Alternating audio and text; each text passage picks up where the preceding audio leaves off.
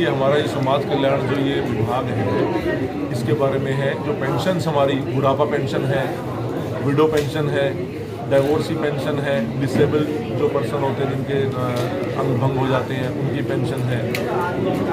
ये सब जो जिनके बारे में जो डॉक्यूमेंट्स लगते हैं वो फर्जी पाए गए हैं ऑडिट रिपोर्ट्स में। हसनपुर की ऑडिट रिपोर्ट से मामला स्टार्ट होता है, क्योंकि जो हमारे पास संज्ञान में आया वहाँ पे 3000 पेंशन ऐसी पाई गई थी वो फर्जी थी, लेकिन आज तक उनकी पेंशन चल रही है। 45 साल के लोगों की पेंशन बनी हुई है, 25 साल के लोगों की पेंशन बनी हुई है। कई जगह ये DCM बने होते हैं, जो क्या नाम है स्कूल लिविंग सर्टिफिकेट्स होते हैं, DMC होती है, ये फर्जी हैं। 10th सर्टिफिकेट्स है वो फर्जी हैं। 1992, 93 के सर्टिफिकेट्स लगाए हुए हैं, जबकि जब जो हमारे एग्जाम स्टार्ट हुए थे 95 में हुए हैं उन यूनिवर्सिटीज़ के, वो स्टार्ट ही उस टाइम हुई है।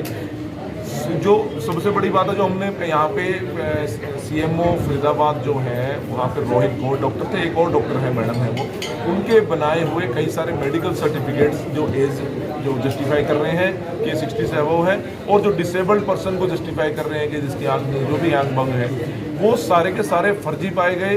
और उन्होंने वो लिख के दिया कि हमारे ना तो हमारे साइन है ना हमारी सिग्नेचर है। लेकिन आज तक 1.5 साल होने को आया है, चौथे महीने में अपने पिछले साल हमने प्रेस कॉन्फ्रेंस की थी, लेकिन आज तक कोई कार्रवाई नहीं। वरुण जी, सबसे बड़ी बात है, जितने भी आप आरोप लगा रहे हैं, जो भी आपका डॉक्यूमेंट एविडेंस है, सारे डॉक्यूमेंट्री एविडेंस है, कमेटी की रिपोर्ट है, ये भी ऑडिट रिपोर्ट है, मैडम एक ले गई थी। वरुण जी, आप एक तरफ कह रहे हैं सरकार की नीति और नीयत साफ है, और दूसरी तरफ आप ये भी कह रहे हैं कि अफसरशाही इस तरह हावी है कि सरकार की कार्यशैली और उसमें अंतर नजर आ रहा है। देखिए मैम, बेसिकली है क्या, अगर हम कार्यशैली को साफ नहीं कहेंगे तो कार्रवाई किससे करवाएंगे मैम? आप ये भी तो समझिए, जिनको हमने पहले ये कह दिया कि जो भ्रष्ट हो आप, तो वो क्या कार्रवाई करेंगे? वो कहते हैं हम तो है ही। फिर बेसिकली काम भी तो इन्हीं से करवाना है हमने। लेकिन फिलहाल जो कुछ लग रहा है 6 महीने से श्री मनोहर लाल खट्टर जी वाकई मतलब कि संजीदा हुए हैं, इतने लोग पकड़े जा रहे हैं, और कपूर साहब को स्टेट विजिलेंस में लगाना, इसका यही एक मैसेज आता है कि भ्रष्टाचार पे कुछ लगाम वो करना चाहते हैं, लगाम खींचना चाहते हैं। क्या मांग है आपकी? अब एक चीज़ मैं थोड़ा सा आपके ये संज्ञान में लाऊंगा, ये CM विंडो मैंने लगाई थी चौथे महीने में 2021 में, लेकिन आज तक इस पर कार्रवाई नहीं है, और ऊपर से एक्शन टेकन रिपोर्ट में लिखा जाता है कि कंप्लेनेंट सेटिस्फाइड। बेसिकली मेरी ऐसी कोई वार्तालाप इनसे आज तक नहीं हुई है। ये देखिए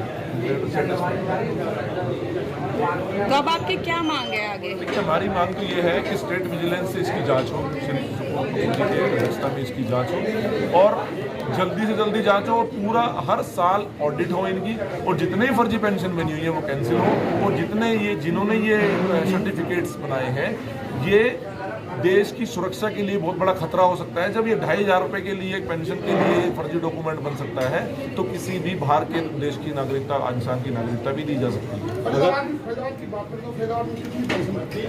22,000 पेंशन मेरे जो है, 22,000 फर्जी पेंशन है। हाँ जी, क्योंकि आप एक मैं ये लगाता हूँ, 215 में से 184 फर्जी पाई गई थी एक रात में। अगर आप रातों का हिसाब लगा लो तो कितनी होगी? हर रोज ही बन रही है। तो एक वास्ट लेवल पे जांच होनी चाहिए। हसनपुर की जो ऑडिट रिपोर्ट आई, वो सिर्फ हसनपुर में नहीं थी, और ही बन रही होंगी, क्यों नहीं और जगह उस टाइम जांच करी गई? और वो जो 3000 पेंशन फर्जी पाई गई, उन पे आज तक कार्रवाई नहीं, कैंसिल नहीं हुई है, वो आज भी आपको कोर्टर बैठा पेंशन ले रहे हो। 40,000 पेंशन पूरे हरियाणा की है क्या? नहीं, सरकार से ये फरीदाबाद, मेवात और पलवल 3 जिलों, केवल 3 जिलों की है।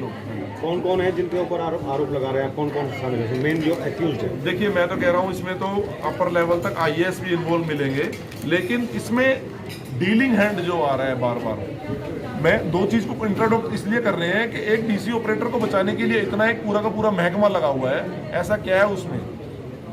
क्योंकि इसमें जो ऑडिट रिपोर्ट जो 2 हसनपुर वाली है, उसमें भी इसका नाम था, dealing head was this and Sarfaraz and Malik, एक मलिक और है कोई, वो भी है, 3 बंदे थे ये, उन पे ऊपर कार्रवाई नहीं हुई।